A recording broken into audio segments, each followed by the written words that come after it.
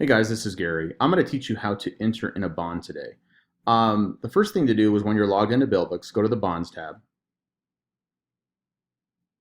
and you'll see we have two options, New Bond Add All Info or New Bond Quick Add. If you want to enter in collateral and cosigner, go ahead and do the New Bond Add All Info. If you just want to enter in the bond and the defendant, go to New Bond Quick Add. So I'm going to do New Bond Add All Info. The first step is telling the system who the defendant is. So I'm going to do David Smith. His birth date is 09/12/1976.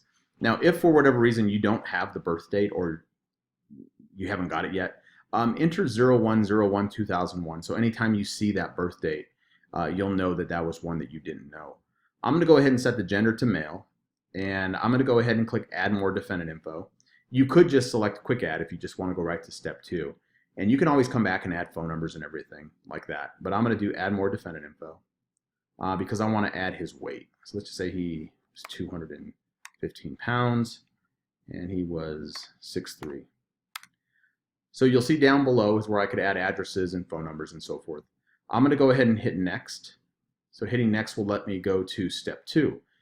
You have two options here. One is Add Bond Simple and the other one is Add Bond Full Info. If you want to go ahead and enter in a transfer bond or a rewrite, you can do the Add Bond Full Info. I'm going to go ahead and just do the Add Bond Simple. That's what about 90% of the time you're going to select. And the reason we recommend the Add Bond Simple is it puts all the required fields in one spot. So you'll see to enter a bond, I have to tell the system how much the bond was. So let's say this is a 3,500. I hit Tab, and now it wants to know where's this person going back to court. So he's going back to Adams, and the charges say is at FTA. And then it comes up if we have it in our system. Now, if you start typing a charge that doesn't come up, you can select Add New, and you can go ahead and add the charge, hit Save, and then it'll come up. If you make a mistake here, go ahead and hit Clear. The reason we do our charges drop down this way, because a lot of states, they'll make the bond for multiple charges. So let's just say he had a child abuse charge in there as well. So if I hit Save, you'll see the system will automatically put a comma in between. Down below, under bond date, it defaults to the current date, but you can change it by clicking the calendar. Say we did this bond on the 8th. The premium is already calculating at 10%. If you charge the defendant more or less than this, you can double click with your mouse and hit the delete key and then type whatever else you charge them for. Posted at wants to know where this bond was posted. So I'm going to select the bond was posted at piano.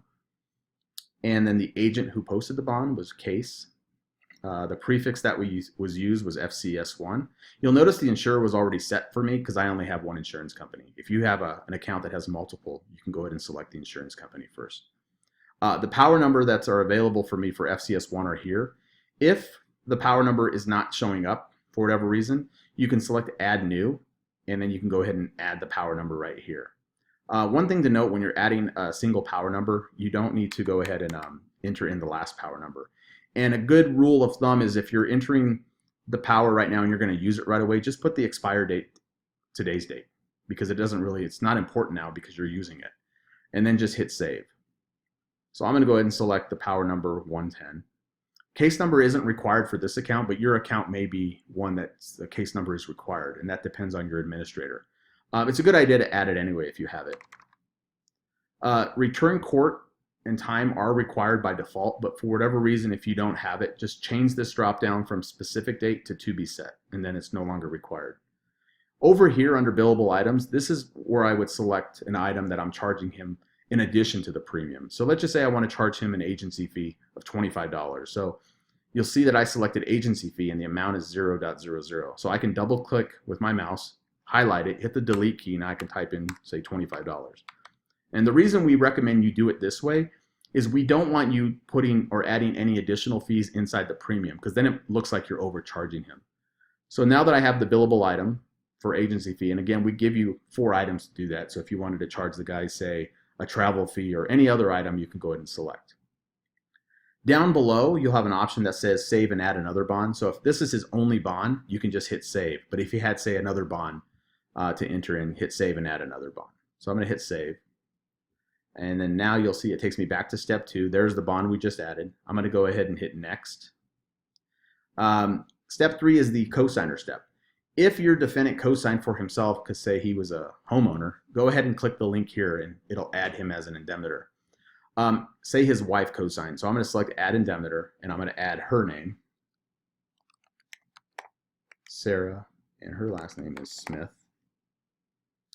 And the bond date for, or her birth date is 09/12/1992. The gender is female. Now you'll notice there's a relationship drop-down field. It wants to know how is this indemnitor related to the defendant. So you'll see wife is at the very bottom. Now if I wanted to add phone numbers for her and addresses, weight, height, I can go add more defendant info. But for right now, I'm going to go ahead and just click quick add. So hitting quick add, you'll see that Sarah now is added as a co-signer. I'm going to go ahead and hit next. And then hitting next will take me to the collateral taken. Step 4. So you'll notice that we automatically add promissory note and indemnity agreement for the defendant. We're assuming you at least took this. If you took any more collateral, just click add collateral and you could go ahead and select the type. So let's just say we took a household good and items from her. It belongs to Sarah. Now the reason that her name is the only option is because we have to pull from whoever the indemnitors were. So if I added 5 indemnitors, then I have 5 people to select for here. The cash amount for the household good items that we value it is say $120. Date received, say we received that on the 8th. And then it wants to know who's holding these household goods. So I'm going to say the company's holding it. And then down below you can put the description or what did you actually take. So let's just say we took a stereo. Okay, so I'm done here. I'm going to hit save. So now you'll notice that now household goods and items have been added for Sarah. I'm going to go ahead and next, and hitting next will take me to step 5.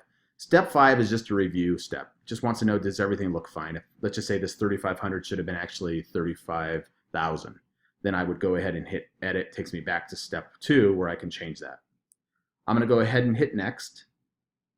And now hitting next will take me to the last step. So I'm done now. What happened now is that power that I use is changed from the available status to the executed status.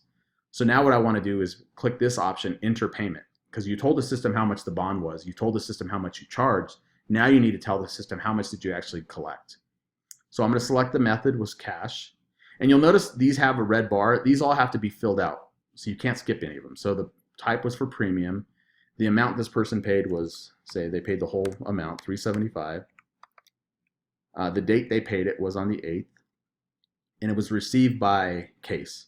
So now that I have all the required fields, I have to tell the system where should it apply this money. Well, since he only has one outstanding invoice, I check the box next to this invoice and you'll see it plugged into $375. If he were to have, say, 3 outstanding invoices, then you can tell the system, you can check this one, I want to apply $100 here, or check the next one and apply the other $275 there, and so forth. So I'm going to go ahead and hit save and close. You could hit save and print receipt. The system would print out a receipt, or save an email. If you added an email for the defendant and the indemnitor, that's where the system would actually email them a receipt. For right now, I'm just going to hit save and close, and now I'm done. It takes me back to the client summary for that defendant that we just added. If you have any more questions about adding a bond, please do give me a call. But again, this is the most basic core of Bailbooks that you have to get, because none of the other stuff in Bailbooks even matters. If you can't enter bonds, it doesn't matter what the other stuff does. Now, the first bond may take you 10 minutes, but by the time you get to that 6th bond, you should be fairly fast. And again, if you have any questions, just give us a call and we'll walk you through it. Thanks and have a great day.